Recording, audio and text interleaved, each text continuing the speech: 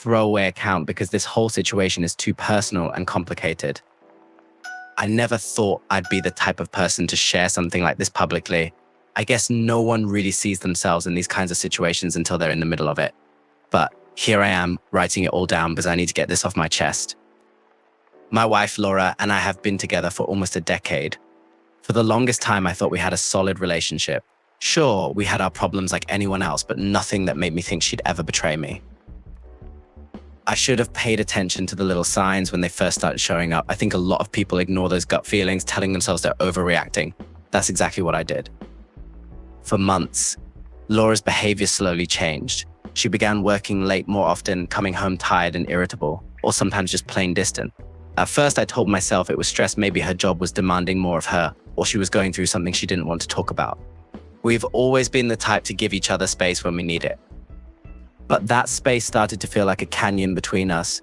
She became more secretive with her phone. I'd see her checking it late at night, her face illuminated by the glow of the screen, and when I'd ask her who she was texting, she'd just shrug it off or change the subject.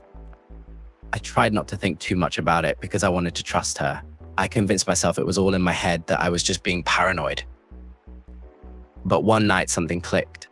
I couldn't ignore the growing distance anymore, and that gnawing feeling in my gut just wouldn't go away. The next time she said she had a late meeting at work, I decided to follow her. I know how that sounds. Trust me, I hated myself for it, but I needed to know. I felt like I was losing my mind and I couldn't live in the dark anymore. So I waited.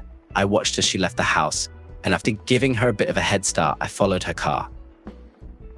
Instead of heading towards her office building, she drove across town to a residential neighborhood, a place I'd never been before.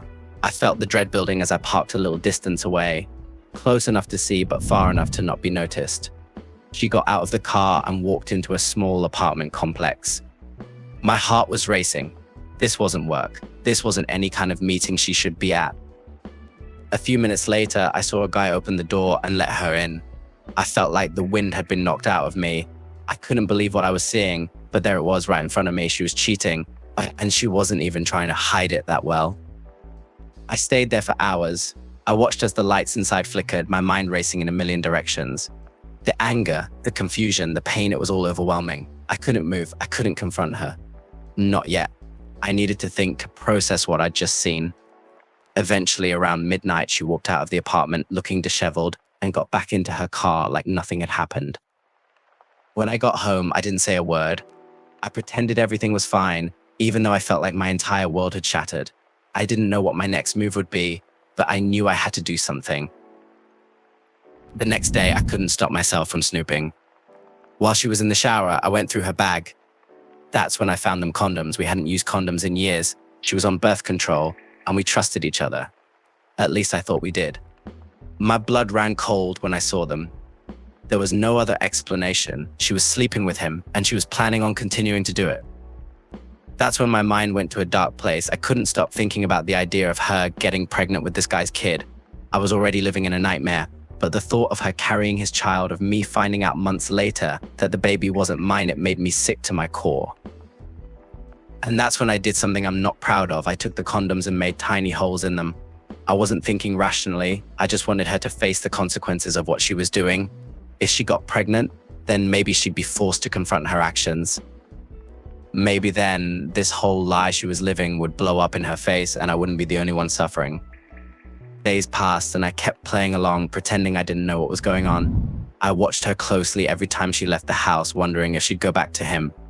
Part of me wanted her to use those condoms. I wanted her to slip up.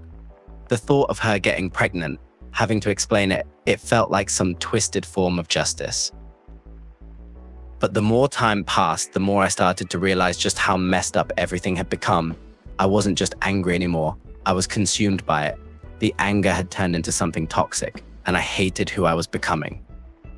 I had crossed a line that I couldn't uncross, and I was putting more than just my marriage at risk. What if something went wrong because of what I did? What if she did get pregnant, and it didn't just ruin her life, but mine, the kids, and even this guy's? One night, as I was sitting alone in the kitchen, it hit me I couldn't do this anymore. I couldn't keep pretending, and I couldn't keep letting this hatred consume me. I had to confront her, and I had to come clean about what I'd done. The next morning, I told her we needed to talk. I could see the panic in her eyes, like she knew I was about to drop a bomb. I sat her down and told her everything. I told her I knew about the affair, that I had followed her, that I'd followed her, that I'd found the condoms. She didn't try to deny it. She just sat there staring at me, her face pale and her eyes wide with fear. Then I told her the part one was most ashamed of. I told her I'd made holes in the condoms. I expected her to explode, to scream at me, to call me crazy. But instead, she just broke down. She cried harder than I'd ever seen her cry before. She said she didn't know why she had done what she did, that she'd felt trapped, confused, lost. She begged me to forgive her, to give her another chance. But I couldn't. There was no going back. We had both crossed lines that couldn't be uncrossed. She betrayed me, and I let my anger drive me to a place I never should have gone. I told her I wanted a divorce. I wasn't going to let this affair define the rest of my life, and I wasn't going to live with the bitterness any longer. It's been weeks since that conversation, and we're in the middle of sorting out the divorce. I've moved out, staying at a friend's place while we figure out the logistics. I haven't told anyone about what I did to the condoms, not even my closest friends. It's something I'll probably take to my grave. I don't know what the future holds, but I do know this revenge might feel satisfying in the moment, but it never fixes anything. It just makes everything darker, messier, and harder to come back from. I learned that the hard way. Thank you for watching until the end. Life can put us in tough situations, but it's important to remember that revenge never solves anything. If you enjoyed this story, don't forget to like and subscribe to the channel so you don't miss the next one. Share your thoughts in the comments. I'd love to hear your opinion.